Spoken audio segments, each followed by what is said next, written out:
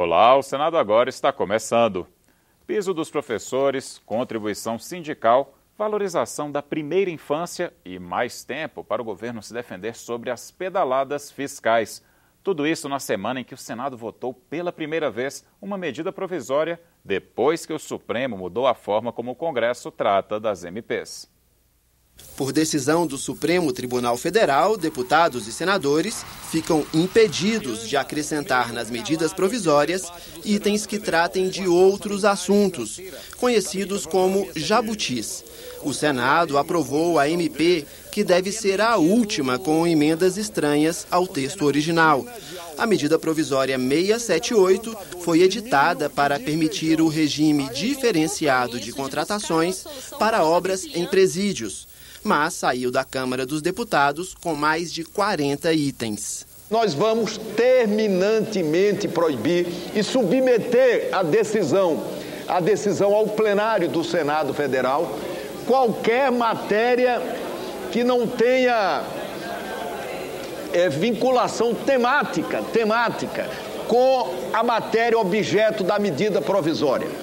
Renan Calheiros também decidiu dar 30 dias, prorrogáveis por mais 15, para o governo apresentar defesa em relação ao parecer do Tribunal de Contas da União, que recomenda a rejeição das contas de 2014 da presidente Dilma Rousseff. Eu entendi, ao fazer esse despacho, garantir o direito constitucional da defesa, do contraditório, exatamente a exemplo do que aconteceu. Se o governo desejar, se o governo não desejar, a matéria imediatamente irá para a Comissão de Orçamento. A Comissão de Constituição e Justiça aprovou proposta de emenda que abre a possibilidade para os indígenas receberem compensação financeira pela geração de energia hidrelétrica.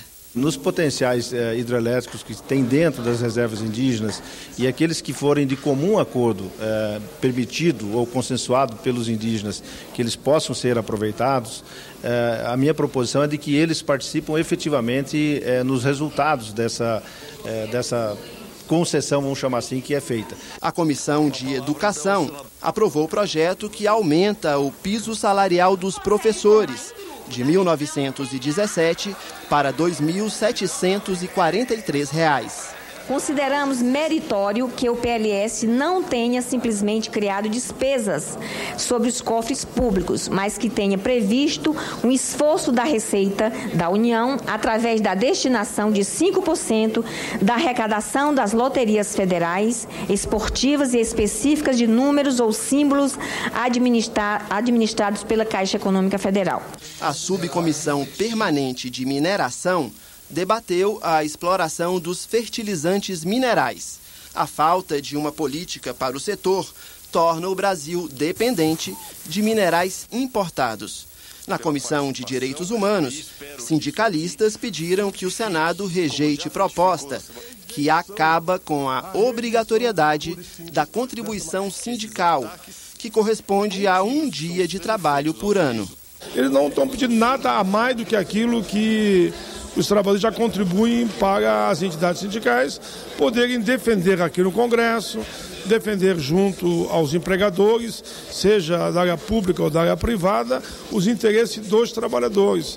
Em audiência na Comissão de Infraestrutura, senadores da região norte cobraram do IBAMA e do DENIT a retomada das obras de recuperação da BR-319, que liga Porto Velho a Manaus. Não dá para entender e aceitar como é que dois órgãos do mesmo governo, um quer fazer a obra e o outro não quer deixar fazer a obra. O projeto de resolução que altera a cobrança do ICMS foi tema de audiência pública na Comissão de Desenvolvimento Regional. Os senadores ouviram representantes das secretarias de Fazenda dos estados do Sul e do Sudeste. A Comissão de Defesa do Consumidor, Fiscalização e Controle discutiu a metodologia de cálculo do desemprego no Brasil. Na CPI do futebol, representantes de 7 federações estaduais. O presidente da CPI, senador Romário, questionou a situação do presidente da CBF, Marco Polo Del Nero, depois da prisão de dirigentes da FIFA na Suíça. O Brasil inteiro sabe que o Marco Polo Deonero não sai do país por medo. O ato de substituí-lo no exterior não pode ser considerado pelo senhor, pelas pessoas, como cumplicidade. O Senado realizou a Semana de Valorização da Primeira Infância e Cultura da Paz. As pesquisas em epigenética foram o tema. A teoria é que os genes podem ser alterados durante a gestação e nos primeiros anos de vida, dependendo do ambiente em que vivem as mães e as crianças. Uma criança se desenvolve desse jeito ou do outro porque ela nasceu assim, porque ela tem talentos, porque os genes dela a determinam, ou tudo depende do meio ambiente? Essa grande questão, não estou dizendo que tem uma resposta final, mas que a teoria epigenética traz uma boa solução para essa questão. E a TV Senado recebeu em São Paulo o prêmio Vladimir Herzog, na categoria Documentário para Televisão, pela obra Em Busca da Verdade, dos jornalistas Lorena Maria e Deraldo Goulart. O prêmio é um dos maiores e mais antigos do jornalismo brasileiro na área de direitos humanos.